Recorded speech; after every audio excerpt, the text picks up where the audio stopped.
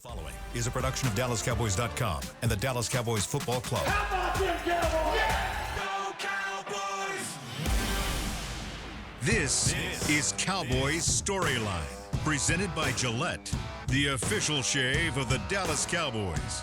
Here's Nick Eatman. Hello, welcome to Cowboys StoryLine, presented by Gillette. I'm Nick Eatman. Final show before Christmas. We'll see if we can get through it, see if my voice can make it through. The Cowboys, obviously 2 games to go, both on the road. Who's going to play? Who's not going to play? That's the big question.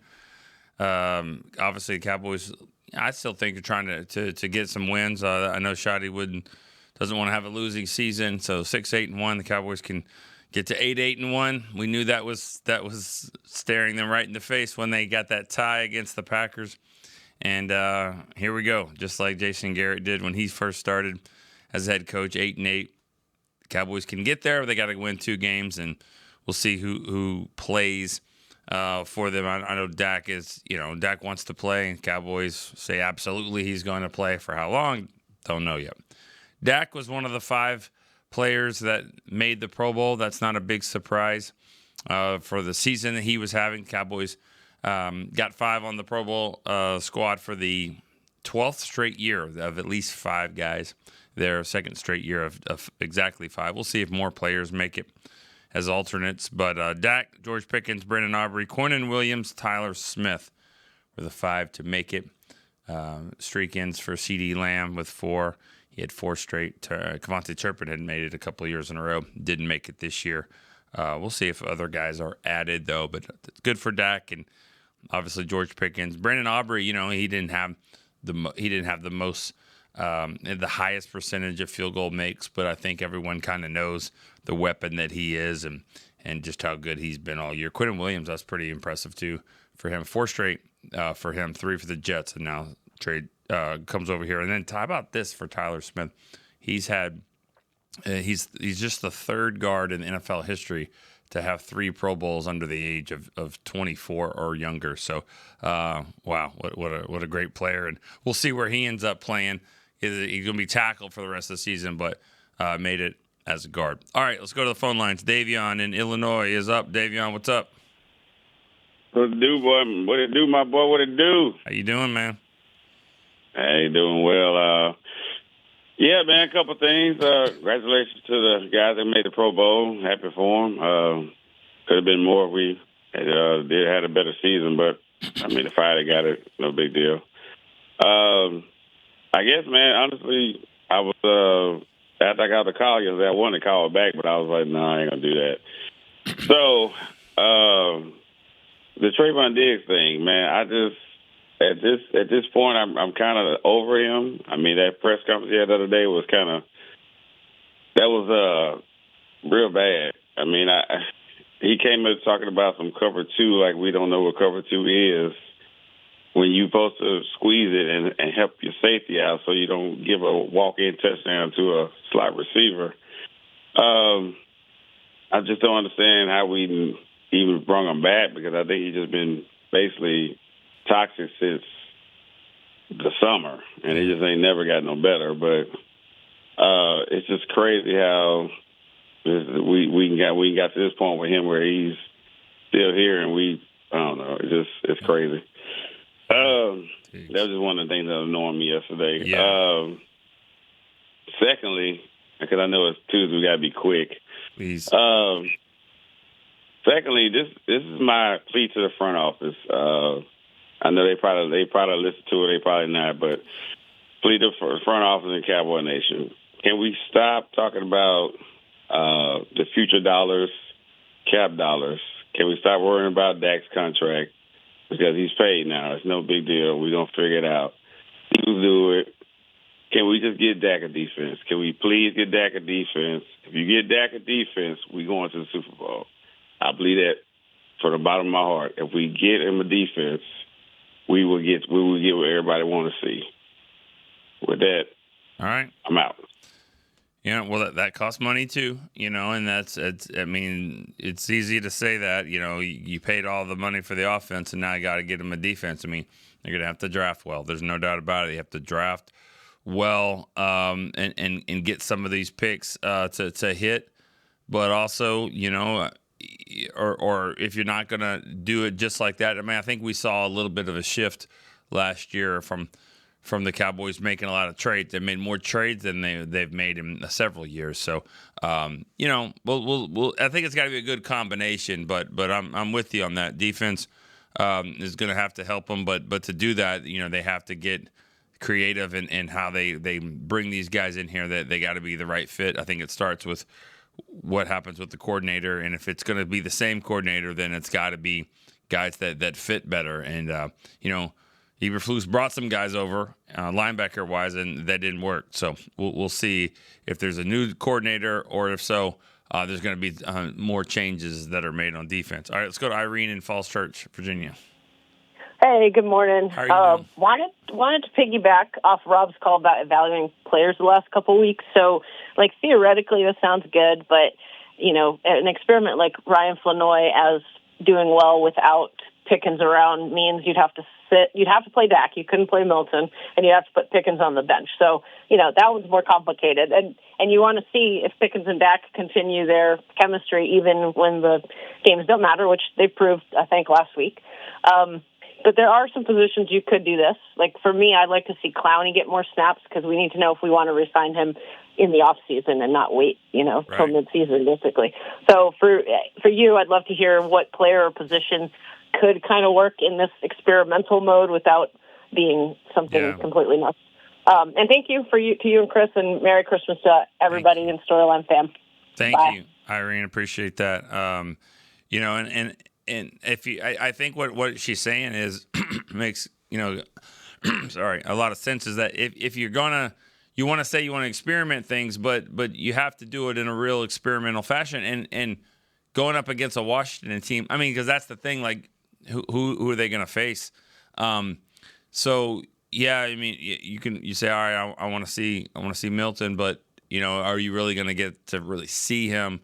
He's going to go out there and play just like he did kind of in the preseason. So I'm fine. That's why I like still playing Dak. And, Dak gets up there and says the things that he says about not cheating the game and things like that. Well, I think he still needs to play. Now, if he's not healthy, though, if anything happens to any of these players as far as like getting banged up or whatever, let's, obviously take him out. But you might see a situation, too, where I will tell a lot if Will Greer is elevated. I think if he's elevated to the game, then that probably shows just how much you're going to see Dak in some of these. But who else could get some reps? The guys are already starting. I'd like to see a little more Shamar James. I want to see him out there, and maybe a little bit more from Brevin Spann-Ford from a starting standpoint, or at least play him a lot more. He's a guy that I think you really want to evaluate and see. I don't know what this future holds for Schoonmaker. He'll probably be here, be fine, but I think Spann-Ford gives you a little bit more. I'd like to see him in an expanded role. All right, let's go to Brian in Kansas City. Hey, good morning, Nick. Brian. How are you, sir? Good. How you doing? I'm all right, man. Merry Christmas. You too. And thank you. Hey, I just wondered this. We've seen the Trayvon Diggs thing just drag on for, since training camp. They came on and said, hey, he's not doing what we want him to do. I'm just curious. Do you think the decision on Eberflus has anything to do with whether we keep him, or is he just so sideways with the organization that there's just, virtually no chance? I'll hang up and take that one offline, man. Thank you. Yeah, that's a good question. Thank you, Brian. I don't think they're tied together. Might be a situation where you get a new coordinator in, and he might have a completely different opinion about Diggs, or vice versa, and it might be a situation that works better. But I think as it stands right now, I'd be surprised. This is a tough one. I think I'd be more surprised if Diggs was back than Eberflus. And actually, that's not really that hard to say. I mean, I'd be more surprised if Diggs is back than Flus. They may not I mean, they both may be gone, but I don't really. That's a good question. I don't think that they're tied together though.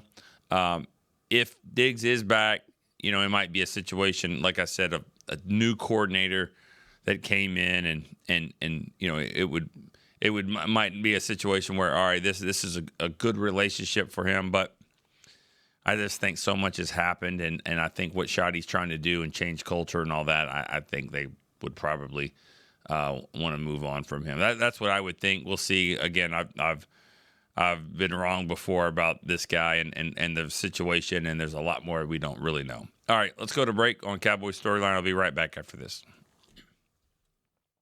Cowboys fans, when it comes to navigating the ever-changing world of tax, your business needs a partner it can trust to tackle even your biggest tax challenges. Ryan is the largest firm in the world dedicated exclusively to business taxes. Our team of tax professionals has local expertise in all areas of tax and can help you uncover savings opportunities you didn't know you had. Learn more about how Ryan can improve your overall corporate tax performance by visiting Ryan.com. Ryan, the official tax partner of the Dallas Cowboys.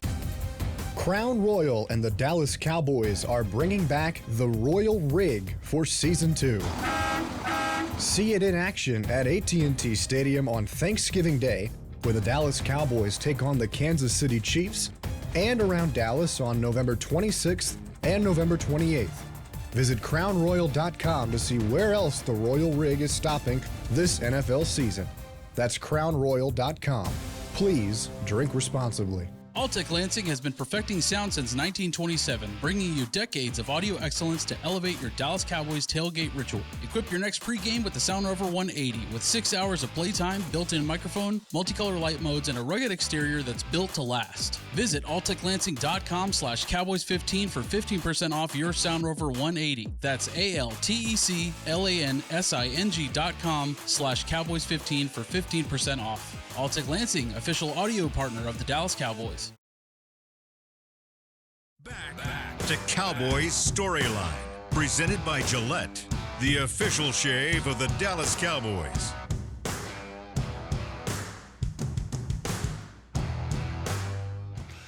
All right, welcome back to Cowboys Storyline, presented by Gillette. Got more phone calls. Let's go right after it. Let's go. KC Joe, he's in Kansas City. What's up? Good morning, Nick. Merry Christmas to you. You too. Yes, sir. I'm glad you got to spend some time with your daughter the other day. That's awesome. Thank you. Yes, sir. It's always good with family. Hey, I think that the first-round pick probably should be used on a tackle just because that's where we're hurting. And, of course, the linebacker. I don't know. That's kind of my thought process. Obviously, we're going to need a linebacker that they can work. They can figure they've got enough on the corners, or if we're going to go after a corner, at least get one we know it's really good, not just take a gamble on it. Yeah.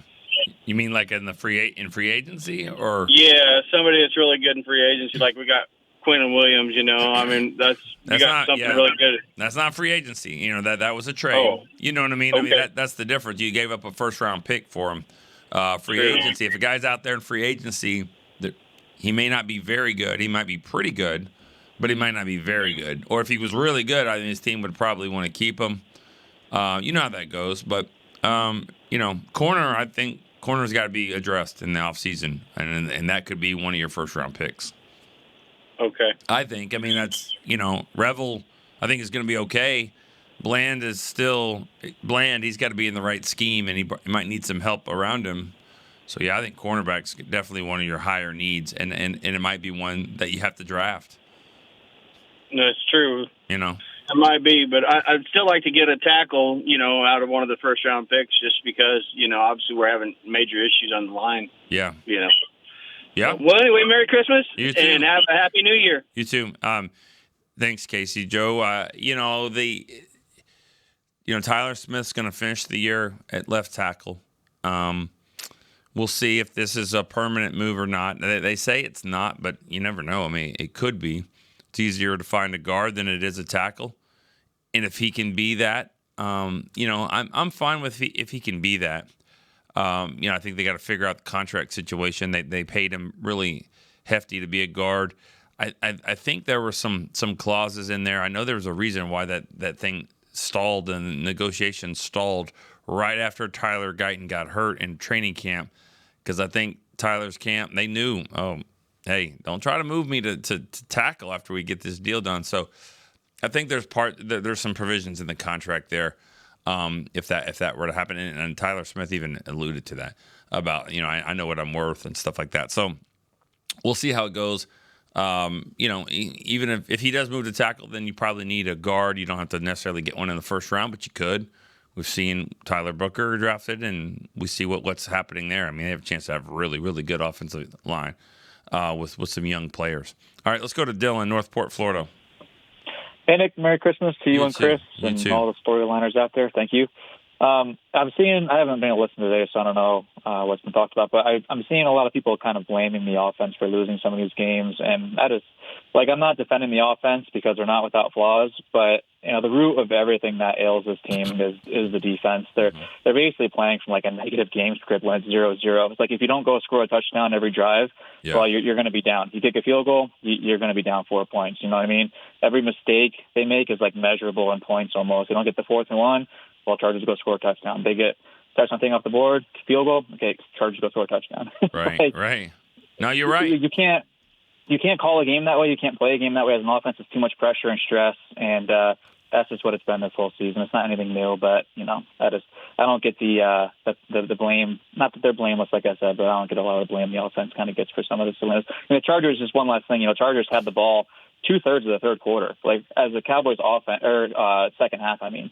As an offense, and you don't have the ball, what are you supposed to do? Right. You know what I mean? Right. That's all I got, man. But thanks. Merry Christmas, and I'll talk to you guys later. You too. Thank you. And that's why I wrote in my article, this defense has become bend and break. It's a bend and break defense, and that's not good, especially when you're going up against a team like the Chargers, who kept the ball the entire time and then scored. It's one thing if you're not going to get stops, but I go back to that Chicago game in week 3, and that game right there, it was that drive in the third quarter where I think the Bears got 5 third-down conversions, and then on 4th down, they scored a touchdown. And it was a 10-minute drive, and, it just ate up the entire game. Cowboys had a shot to come back, but they couldn't get off the field. And not only that, but then the Bears just kept moving, and then scored. That was bend and break, and that broke the whole game. And so, that and the Chargers did some of that in the game the other day. And I think it's just an example that, you're not getting stops. You ended up giving up a touchdown anyways, and the best part of your team, your offense, is off the field. So, that you're right, Dylan. Everything roots back to the defense. All right, let's go to Mike in Birmingham, England. Hi, Nick. How you doing, man? I'm good, thank you. How are you? That's good. What's up? Yeah, it sounds like this little break from storylines come at the right time for your voice, but well done powering through. So I just caught the end of your comments there from conversation with Dylan, and I'm on a similar topic. I really, really hate to be talking about a fellow human being and their job, because our job, whether we earn 30 grand or 60 million, is important to us. He's got to go, Nick. And it's taken me a while to get there. That, for the Chargers offense the other day, that was a training exercise. It was just so easy for them. And the thing is, I don't know if you can say any different, but I'm just not seeing any improvement. And that's what I would want to see. I know that he was dealt a difficult hand at the start of the year when Micah suddenly left. But I know that in the middle of the season, we had that little patch of 3 games, and it looked like we were getting somewhere. But it's just back to square one, and I really can't see how the position is tenable. But on a cheerier note, sounds funny saying this now after all that, but Merry Christmas to you, Nick, to your family, and to all the listeners, and thank you for everything you do. I'll be back in 2026 to talk to you some more. All right. Thank you, Mike. Appreciate that. Merry Christmas to you overseas. And you're right. It's this time of year, it's hard to say, this guy, needs to go or whatever. But they, it's a performance business. It is, and their defense is one of the worst in the league. And they traded Micah right before the season, and but they did get Quinnen Williams, and like you said, they just haven't made any improvement. They didn't improve. They need to. They need to show some of that. and you just never did. And then nobody seems to understand what's happening, and they're not on the same page. Individually, they didn't get really a lot better. I think Quinnen Williams makes the Pro Bowl mostly out of reputation and also kind of what he did with the Jets. But, I mean, there's just nobody on the defense that really had a good year. So, and when you add it all up, there's a lot of teams that don't have Micah Parsons. You know what I mean? There's a lot of defenses do. And look at what the Vikings do. You know, they don't have a lot of big name players, but they figure it out and they're on the same page with the scheme. It just never happened like that with the Cowboys. All right, let's take another break here on Cowboys Storyline. We'll be right back after this. All right, Cowboys fans, this one's for you. Gillette's Best Shave has a new look this season, and they've got one that sticked out in Cowboys colors just for us. We're going to want to run, not walk to this one, y'all. The new Gillette Labs official Dallas Cowboys licensed razor isn't just Gillette's best shave. With 50% longer lasting blades than Fusion, it's the best a Cowboys fan can get. Get it while you can at Gillette.com/NFL. Gillette's Best Shave is also available as heated. Discover Aiden, the official luggage partner of the Dallas Cowboys and Dallas Cowboys cheerleaders. Known for top-tier engineering and craftsmanship, Aiden offers more than just bags. Originating from Australia and designed in New York, it merges fashion, design, and culture. Used by Dallas Cowboys players, staff, and the entire organization, Aiden provides style and functionality for all travelers. Visit AidenTheBrand.com and use code AidenXCowboys for 25% off your purchase. Travel like your favorite stars with Aiden. Back to Cowboys Storyline, presented by Gillette, the official shave of the Dallas Cowboys. All right, welcome back to Cowboys Storyline, presented by Gillette. We got just a few more minutes here. Well, we got about 30 minutes. We got half the show. You guys did a good job in the first two segments, kind of going in and out. We'll see what we can talk about here at the end. This is our final show of the week. And before Christmas, obviously, we'll leave Wednesday. Tomorrow, we will leave for Washington. Be there for the game Thursday. Be back Friday. No shows Friday. We'll resume again on Monday. Should be I don't know. It won't be a full week because we have New Year's as well. Not sure exactly that schedule. But first things first, we'll just wrap up this week. We got more callers on the line. So let's go Rick in Webster, Massachusetts. Rick, what's up? Hey, Nick, how you doing? I'm good. Thank you. Merry Christmas and good luck per game. Forest scores, nobody's predicted, but I'm going to go with Cowboys 28 and Commanders 20. Okay.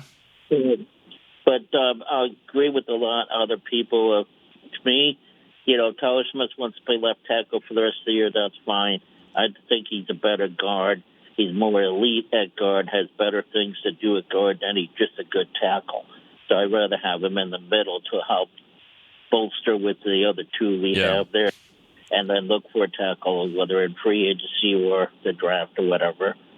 As far as needs for me, I think the number one priority would be getting a defensive end with the first pick, and then go with linebacker, and then look at cornerback and safety after that with the offensive tackle. Yeah. Happy holidays to everybody and Storyliners group, and talk to you all later. Thank you. Appreciate that. Merry Christmas to you, Rick. I like what you're saying, and I'm with you about 80% on the Tyler Smith. Like, he's a lead at guard. He's a good tackle. That's what we've seen. Now, remember, sorry, guys.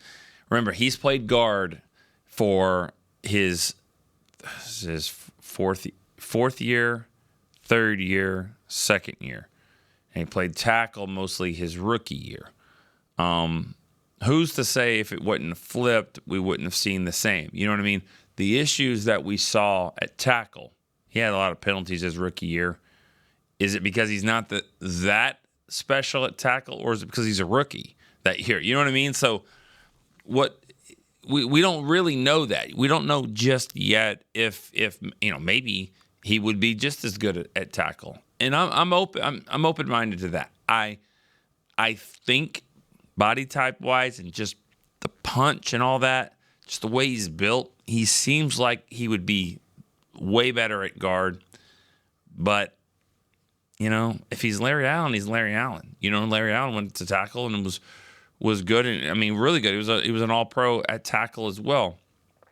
He did go back to guard. And I don't know if that's a preference for him or, because as you get older, these pass rushers are still going to get faster and faster. So maybe that was kind of why Zach Martin always wanted to stay at guard. So I'm with you there. I think he's probably a better guard, but if he can do it, if he wants to do it, if he feels compensated, fairly for being that kind of tackle, well then, and that's another thing too. If he's not, if he's just a good tackle, then what are you paying for?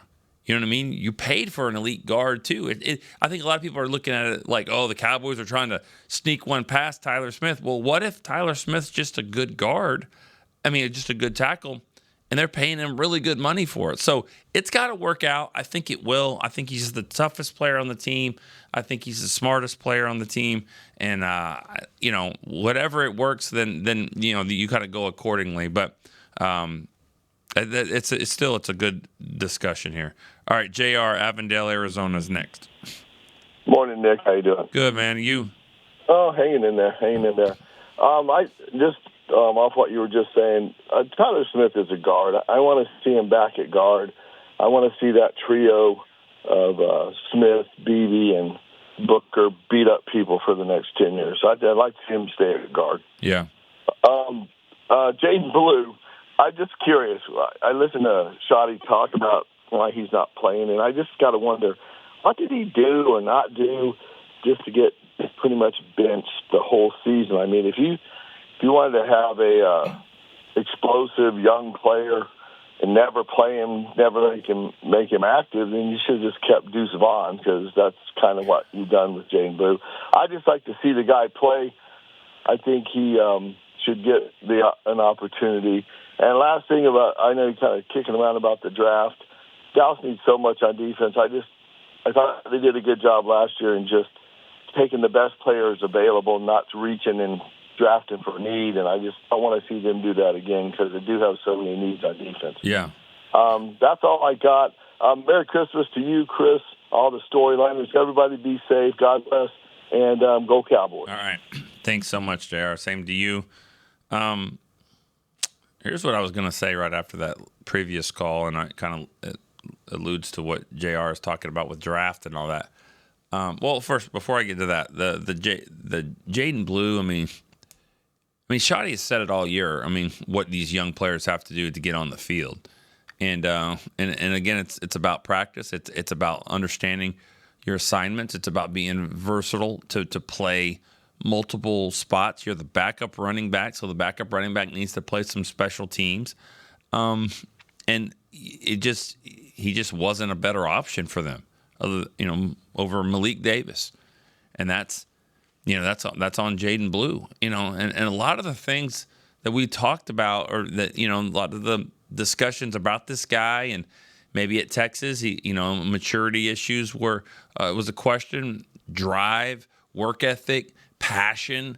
He's a really fast player, but you got to do some things to kind of get on the field, and it worked some in college, but it just doesn't seem like he's taken that step just yet. And I'm sure they want to see him, but he's got to want it as well. And I'm just kind of throwing these out there, these generic statements, because we don't know all the details, but these are some of the things that we know that plague young players. And Shoddy has sort of talked about that with Jaden Blue. So I don't know all the details. We're not going to know that, but I know this: they wanted him to play.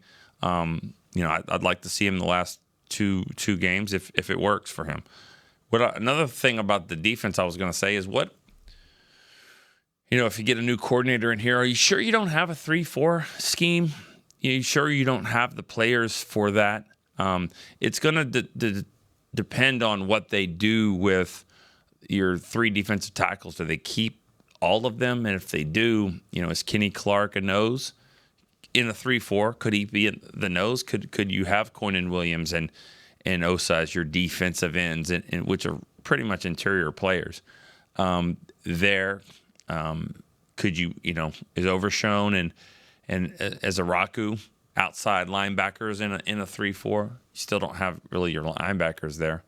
I don't know. That would just be a question. I don't know if you're gonna get the best out of Osa and Quinnen from those defensive end positions. But it's just something to throw out, because you do look at Overshown and Izaraku and think they could maybe be those outside rushers there. But just a lot of questions here. All right, Brandon in Fresno, California. What's up, Nick? Merry Christmas, man. You too. I just wanted your take on this defense, but like on this coaching staff. Like, I just feel like, man, we get these coaches like Kellen Moore goes and wins the Super Bowl with Philly. Al Harris, look what he's doing over there in Chicago. Like, it just kind of makes me mad that we get rid of these coaches and then we get this and we're not doing anything. On Sunday, I think it was like number 27. He came on a blitz and just like completely missed the tackle and they scored. Like, you see Kenneth Murray just missing holes. It's just, I think it has to do with coaching, because you go back a couple years ago, we were on it. I mean, we were killing it on defense. Yeah, our run defense wasn't good, but I think with like those missing leaders like Jordan Lewis, DeMarcus Lawrence, like that killed us. I think that hurt us really bad, and it just like it brought Diggs down, losing Micah and everything like that. Hold on. Is it the coaches or is it the players? I thought you just said it was the coaches, but then now it's the players that they lost. I think it's the coaches, though. I think it's the coaches. I think Eberflus coming in just doesn't fit with these players. Okay. Yeah, and I mean that's fair. I mean, yeah, that's not. You're probably not wrong with that. I mean, Chicago, is doing well. I mean, I don't know if they're doing well because of Al Harris, but I mean, some of the secondary guys are playing. I mean, like all I'm saying is that if Kellen Moore, he went to Philly, and why didn't he coach that way here? You know what I mean? Why didn't Al Harris coach that way here? And you could argue that they did, because Al Harris, the best years of Diggs, the best year of Deron Bland, and definitely the best year of Nashawn Ryder under Al Harris. Al Harris. Yeah, exactly. Yeah, so that's what just kind of upsets me. It's like we have these good coaches and then we just let them go, and then it just kind of hurts. It hurts the team and everything like that. And then my last pick, just a funny one, but if Rivers can come back, let's bring Romo back for these last 2 games. So he probably could. Yeah, that would be interesting. Yeah, Rivers. He looks older, but he's getting it done. He's getting it done. I mean, respect for him and what he's doing there. I don't think Tony ever wanted to come back. He's got it too good, with what he's doing. I don't know. I mean, Phillip Rivers had 10 kids. Did I hear that right? He's a grandfather. Like, has that ever happened in the league before? But he's got 10 kids. I got 2 in the house, and I'm ready to get to work too. So I can understand maybe what he's doing there. All right, Sergeant Sue in Fort Worth, what's up? At ease. How you doing, Nick? Good. You? I'm doing pretty good, man. Yeah. Hey, I just old man Rivers. Yeah, man. Hey, 10 kids. I guess it kind of like I wasn't planning on saying this, but I guess I will now. I got 2.5. I guess it's just a thing for me to announce when my wife is pregnant. So we're expecting. So I got 2.5, and I definitely get it, man. You got 10 kids. You got to get out there. You got to hustle, man. So that's pretty fun. Hey, appreciate it, man. Definitely, man. But no, I wanted to call in, man. It's kind of tough, Again, I always like to be the positive dude and stuff, but it's just hard, man. It's hard when these games are, seemingly meaningless. You know what I mean? Of course, you could always find things that you're rooting for and players in certain positions. And I guess that's what I'm going to talk about. I mean, some of them have been talked about, like Brevin Spanford. I want to see him more. Revel, I want to see him continue to get better. I want to see Phil Maffa, man. I mean, I liked what I saw in preseason. I thought he was pretty good. I mean, his window opened up, so I'm hoping that he can get in.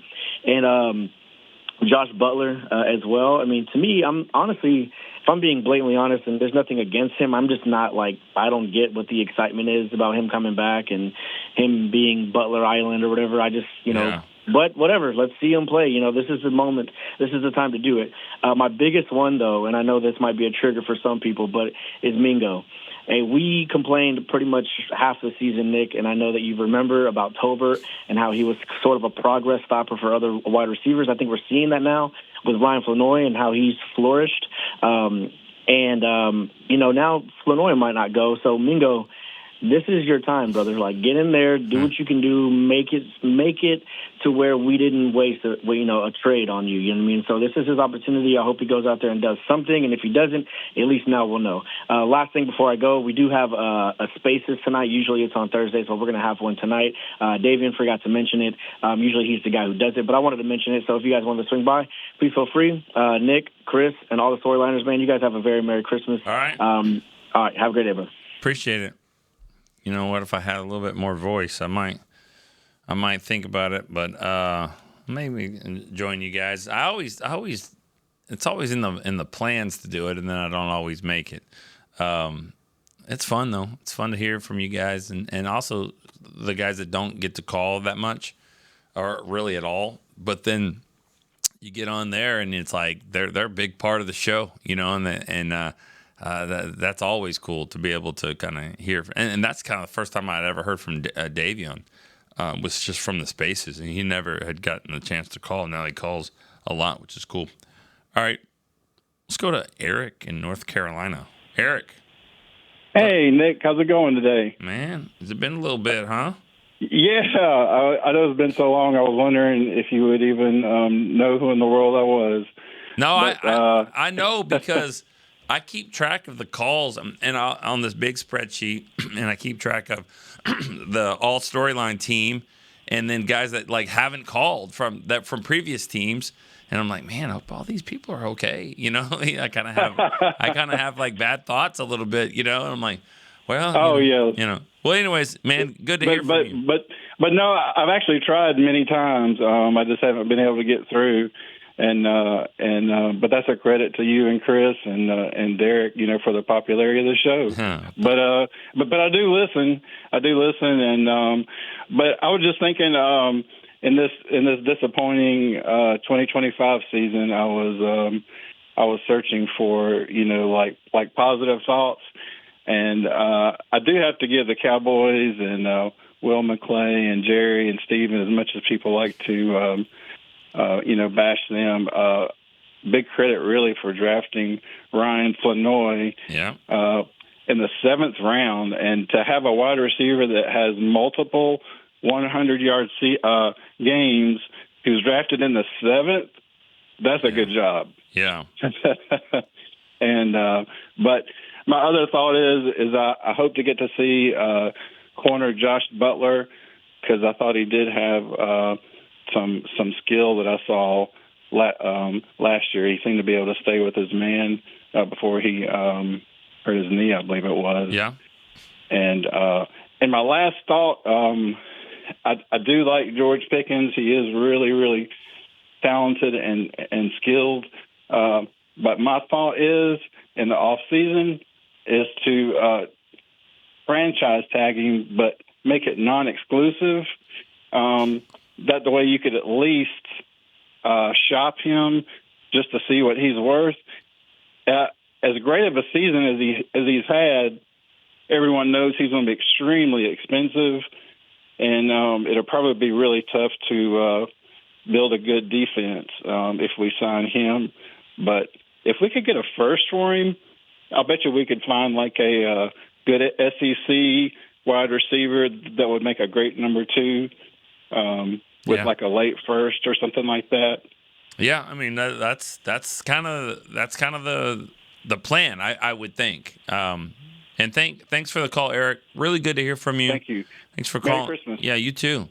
And talking about Pickens, I mean, I think that's the best opportunity to get the most value for him as far as without committing to, committing this long-term deal. I still think that the jury's out on him as far as is he the guy that you want to pay that much money to? And look at some of the other players that they've paid, and some of the issues that we see with Pickens, and that's with the money that he's making right now. He's not making a ton. He still gets fined a lot for being late and missing buses and missing meetings and things like that from what we've heard. And what happens when you get a lot more money? Then then how tough is it going to be to kind of corral him and all that? So that's the question. I think franchising him, whether he may not like that, it's going to be a really big number the Cowboys have to put under their cap. But you do shop it and see. I mean, if somebody wants to sign him to a big deal, I don't think that they will. So you probably will play on the tag, and if he doesn't play on the tag, then you get him on a cheaper deal. I just don't think he's a $30 million a year guy. I mean, I think he's had a really good season, but I mean, a part of that is having the quarterback that he does, and also CD on the other side. I think they both need to understand that. So we'll see what happens there. But I do think that he's going to be back. And, if somebody wants to sign him to an offer sheet after you do a franchise tag and it kind of, it blows you away, then you consider it. But I think, as it stands right now, I think he'll be back and probably on the tag. All right, let's go to Mason in Minnesota. Hello. I got two questions. I'll make it quick. Okay. One, I feel that the move for Williams and that this all was for 2026 next year due to the situation we were at. And then my second question is, if they would have seen forehead with Parsons, what do you think they would have got before the draft last year? Say that, if they would have traded him beforehand? Is that what you're asking? If they would have traded him before the draft, what do you get for him? What do you think we would have got instead of right before the season? You probably get almost the same. It's just that those two picks get moved up, probably. So you would get Green Bay's pick that year. I mean, during the draft, and then this next one coming up. That's what I would imagine. It would be something like, and then still Kenny Clark and all that. It would probably the same. It's just that you would have a pick that you would draft, and then and you know what? To be really honest, you probably would have had just another second round pick, because I bet you they draft. Where did Green Bay even pick? I don't remember. I would say, was it late? Because they made the playoff. Late. You're not going to want to hear this. They would probably draft Ezeraku. Seriously. That's probably what they would have done, is drafting him. Now, I can't remember who was up there defensive end wise when they got Booker, but I don't think it was a really strong draft class. You still might draft Booker, and then you have a late first round pick. You take Ezeraku, because they were shocked that Ezeraku was still around in the second round. So, that's probably what happens, and then you get another second round pick. So I kind of like it. If that's the case, I kind of like the way it played out now. Yep. So, yep. All right. Yeah. Thank you. All right, Mason. Have a good one. I think we're done for calls right now. Chris, we have any calls? Are we good? No calls. No calls. Well, let's go to break one more time on Cowboys Storyline and be right back after this. All right, Cowboys fans, this one's for you. Gillette's Best Shave has a new look this season, and they've got one that sticked out in Cowboys colors just for us. We're going to want to run, not walk to this one, y'all. The new Gillette Labs official Dallas Cowboys licensed razor isn't just Gillette's best shave. With 50% longer lasting blades than Fusion, it's the best a Cowboys fan can get. Get it while you can at Gillette.com/NFL. Gillette's Best Shave is also available as heated. Discover Aiden, the official luggage partner of the Dallas Cowboys and Dallas Cowboys cheerleaders. Known for top-tier engineering and craftsmanship, Aiden offers more than just bags. Originating from Australia and designed in New York, it merges fashion, design, and culture. Used by Dallas Cowboys players, staff, and the entire organization, Aiden provides style and functionality for all travelers. Visit AidenTheBrand.com and use code AidenXCowboys for 25% off your purchase. Travel like your favorite stars with Aiden. Back to Cowboys Storyline, presented by Gillette, the official shave of the Dallas Cowboys. All right, welcome back to Cowboys Storyline. Just got just a minute or so here to wrap up this show. It's been a good one, you guys. Very informative. Thinking about next season. Thinking about here this game coming up and what it means to go face Washington and the Giants and think you want to win the game, and I think they do. I think fans want to win the game. I mean, I say it all the time. You never tell fans how to fan. And I always just look at the losing games and getting a better draft pick. I always just look at that as the result. Well, at least this happened. That's kind of the way I take it. When I watch my team play, whether it be my college team or whatever, I always want them to win. I just sorry, that's just the way it is. I want them to win. If I go out there and watch them play, I want them to win. If it doesn't, then here's the good part about it. At least this happens, and I think that's kind of what the Cowboys are going to do. I think that they're going to try to finish this thing strong. If Dak's out there, then most of the team's going to be out there, and Christmas Day, everyone's going to be watching. We'll be there, and I think Cowboys are going to go there and try to get a win. I really do think that they want to be 8-1 and win these last two games and get a little momentum going into the season. All right, Nick. Been a great show. Appreciate it. Merry Christmas to everyone. For Chris Beam, I'm Nick Eatman. We'll see you next time on Cowboys Storyline. This has been a production of DallasCowboys.com and the Dallas Cowboys Football Club. How about this, Cowboys? Yeah!